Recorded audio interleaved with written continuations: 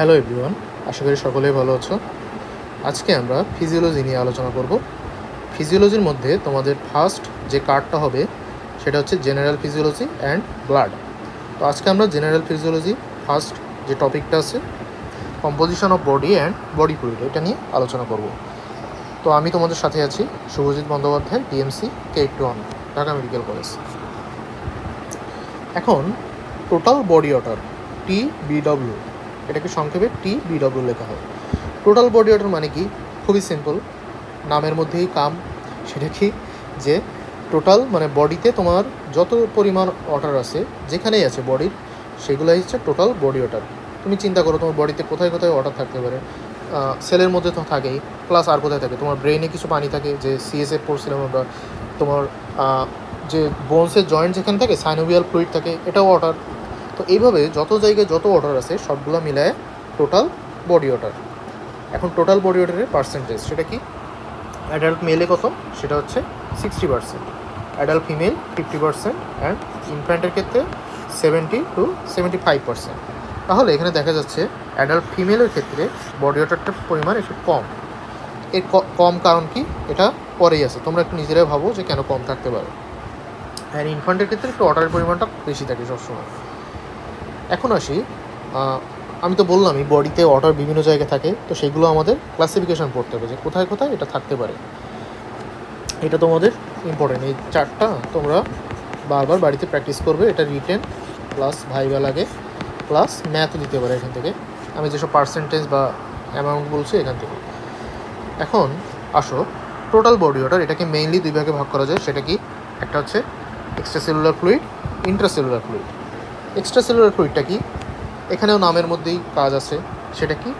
Extra cellular, মানে সেলের বাইরে যে ফ্লুইডটা থাকবে সেটা হচ্ছে এক্সট্রা সেলুলার ফ্লুইড।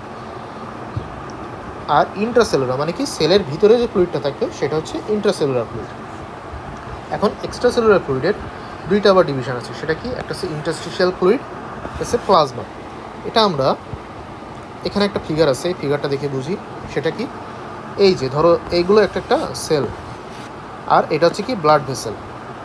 তো ব্লাড ভেসেলের মধ্যে যেটা থাকে সেটা হচ্ছে প্লাজমা, অ্যান্ড ব্লাড ভেসেলের বাইরে যেটা, বাট সেলেরও বাইরে, সেটা হচ্ছে ইন্টারস্টিশিয়াল ফ্লুইড।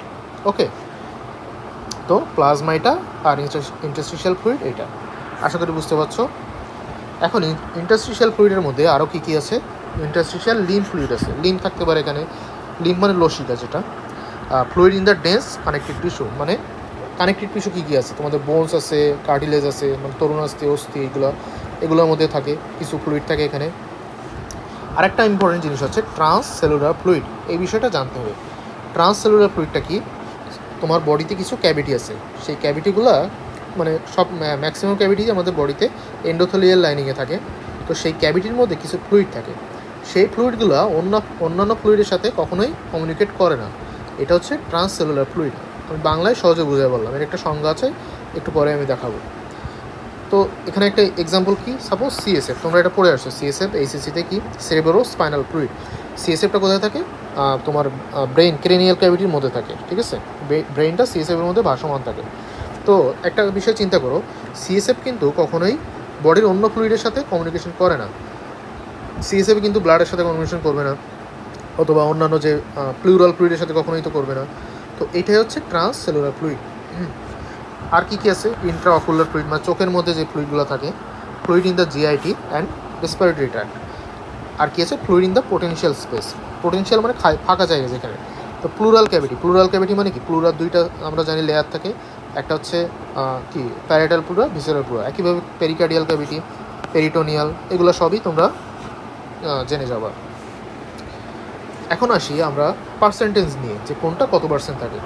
এটা এই যে পার্সেন্টেজের হিসাব, এটা অ্যাডাল্ট মেলের ক্ষেত্রে। যদি ফিমেল বলে আগের হিসাবে করবা। এগুলো সবই সেম, শুধুমাত্র টোটাল বডি ওয়াটার ক্ষেত্রে আলাদা হবে ফিমেলের ক্ষেত্রে।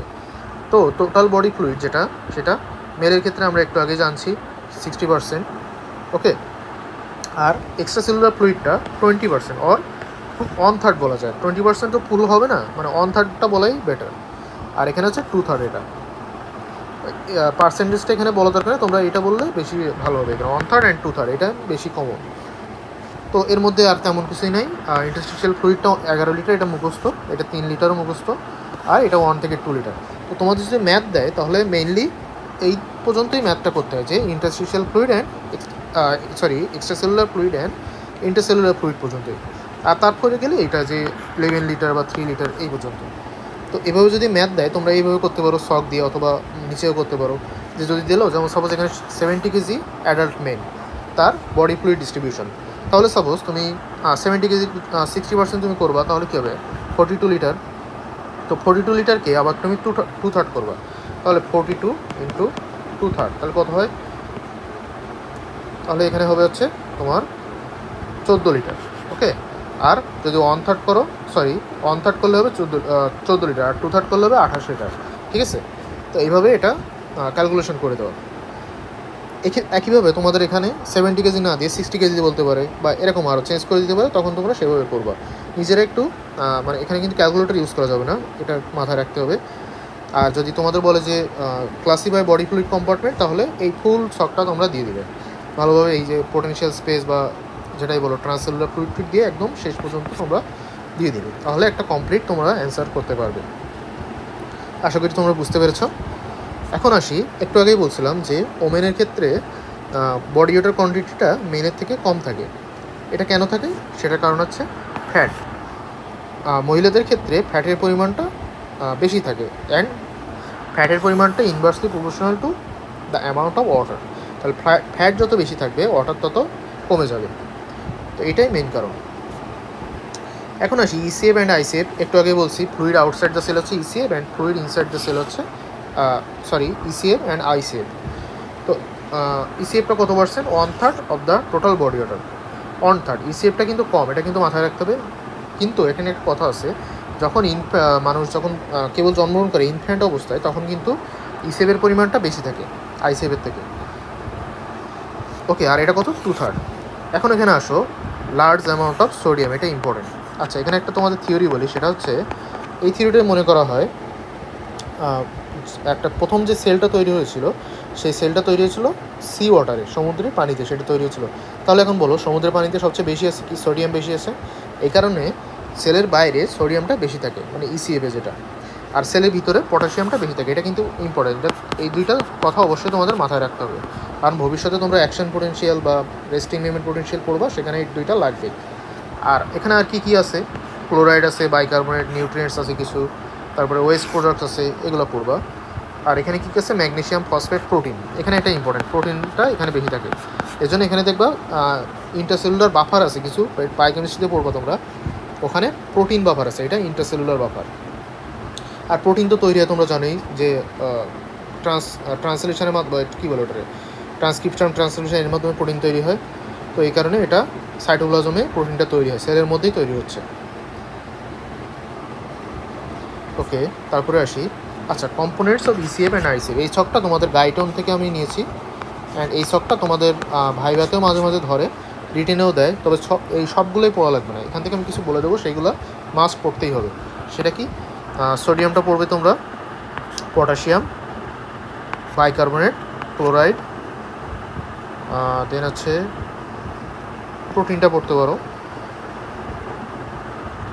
আর ক্যালসিয়ামটা। এইগুলো তোমরা মাস্ট পড়বাই অবশ্যই, ঠিক আছে? এইগুলো পড়বা, সবগুলো আসলে পড়া, যারা যদি কেউ পড়তে চাও খুব ভালো, বাট লাগে না সবগুলো। আমি যেগুলো বললাম এগুলো পড়লেই আপাতত হচ্ছে।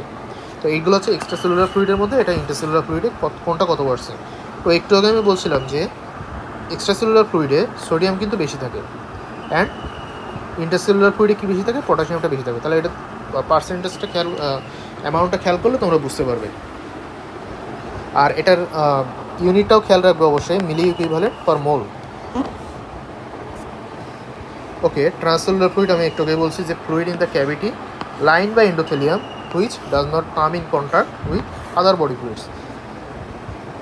তাদের এক্সাম্পল কী কী আছে? CSF, pleural fluid, pericardial fluid, এগুলো পড়বে এক্সাম্পলগুলো।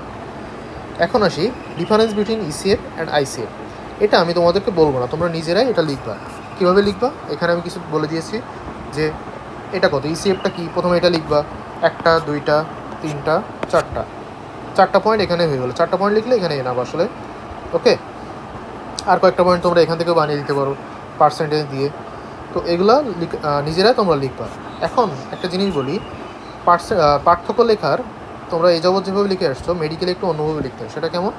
তোমরা সাপোজ আগে কী পড়ে আসছো, ইসিএফ আইসিএফ লিখবো, এখানে দুইটা আমি শক কাটবো, এখানে লিখবো ইসিএফ, এখানে আইসিএফ লিখে এখানে আমি এভাবে লিখে যাবো 1 2 3 করে। কিন্তু এটা মেডিকেলে স্যাররা আরেকভাবে প্রিফার করে। এটা যে লিখলে ভুল হবে তা না, বাট আরেকভাবে স্যাররা পছন্দ করে। সেটা কেমন? এখানে 3টা ছক কাটতে হয় 2টা জায়গায়। তো প্রথম ছকটা বলা হয় ট্রেডস। ট্রেডস মানে হচ্ছে বৈশিষ্ট্যগুলো, ইসিএফ আইসিএফ। তোমরা এইভাবে আগে ছকটা কাটবে, দেন কী করবে, এখানে লিখবে ডেফিনিশন। ঠিক আছে, ডেফিনিশন লেখা আবার এটা লিখবা যে fluid outside the cell, fluid inside the cell. এখানে কি লিখবা?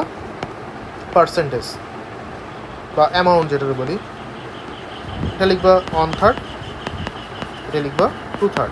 ওকে, এইভাবে বাকি পয়েন্টগুলো সেমভাবে লিখবা। তো এই পার্থক্যর বিষয়টা আসলে স্ট্যান্ডার্ড ধরায়, এটা স্যাররা ম্যাডামরা পছন্দ করে। ঠিক আছে, এখন আসি আইএসএফ বা ইন্টারস্টিশিয়াল ফ্লুইড।